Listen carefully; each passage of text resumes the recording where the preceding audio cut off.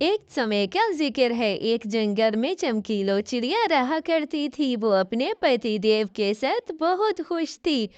हाय हाय, आपके लिए चिकन पुलाव भी लेकर आया था। आप तो सहेली के घर चली गई थी। चलिए, अभी नान और आपके लिए कुछ खाना लेकर आया हूँ।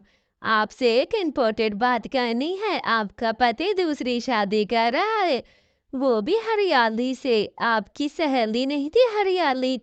नहीं नहीं, लगता है मैं गलत सोच रहा हूँ। वो तो शायद आपकी सहेली नहीं थी, दूसरे जंगल में रहती है। अच्छा। हाँ, आप दूसरी शादी कर रहे हैं और हंस हंस कर मुझे बता रहे हैं। मैं ऐसा नहीं होने दूंगी, हरगिज नहीं होने दूंगी। आप छोले क्या लेकर आए और आपने ये बात बताई?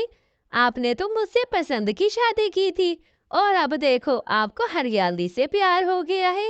ये कैसा प्यार है जो 2 दिन के बाद बदलता रहता है? मुझे तो शर्म ही नहीं।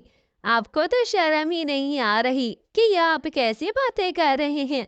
हमारे माशाल्लाह से 2 बच्चे हैं, उनका तो सोच लेते।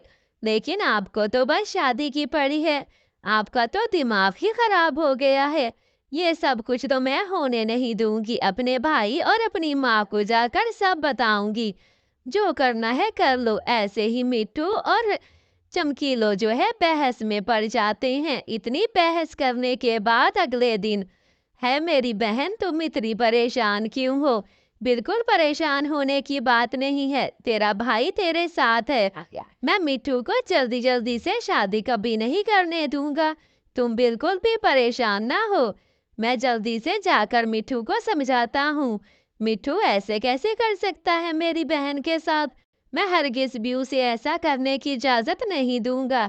तुम घर चलो और आराम से जाकर सो जाओ। मैं तुम्हारे साथ हूँ। आय हाय भाई, ये क्या? मैंने कल आपसे कुछ कहा था और आप तो भूल ही गए। मुझे खाना शाना कुछ नहीं खाना भाई। आप जाकर मिट्टू से बात करें। कल भी मैं कहने आई थी, आज भी आई हूँ। आप किस बात का बे लेकर बैठे हैं? जाइए, कल आपने मुझे हौसला दिया, अब मैं सुबह सुबह आ गई हूँ। मुझे पता है ना आप आलसी हैं, उठेंगे नहीं और मिट्टू से बात भी नहीं करेंगे। चलिए, ऐसे ही। हाय हाय हरियाली, तुम तो बहुत सुंदर लग रही हो, तुम्ही से शादी करूंगा। देखो देखो मिट्टू, ज्यादा मुझे ड्रामेबाज बिल्कुल पसंद नहीं है। तुम्हारे घर खुद चल कर आया हूँ। मैं तुम्हें आखिरी वार्निंग देता हूँ, अगर तुमने दूसरी शादी करने की बिल्कुल भी सोची ना, फिर देखना मैं तुम्हारे साथ क्या करता हूँ। मैं बिल्कुल भी बर्दाश्त नहीं करूंगा कि तुम दूसरी शादी करो और मेरी बहन बर्बाद हो जाए। मैं तुम्हारे साथ ऐसा कुछ करूंगा कि तुम जिंदगी भर याद रखोगे। माँ जी, मैं शादी करना चाहता हूँ, लेकिन जो है कोई भी राजी नहीं। मेरा साला आकर धमकियां देकर गया है मुझे। लेकिन मैं भी कह देता हूँ, दूसरी शादी तो करके ही रहूंगा, चाहे जो कुछ करना है कर ले। ऐसे ही मिट्टू को उसकी माँ भी समझाती है कि हरियाली अच्छी नहीं है।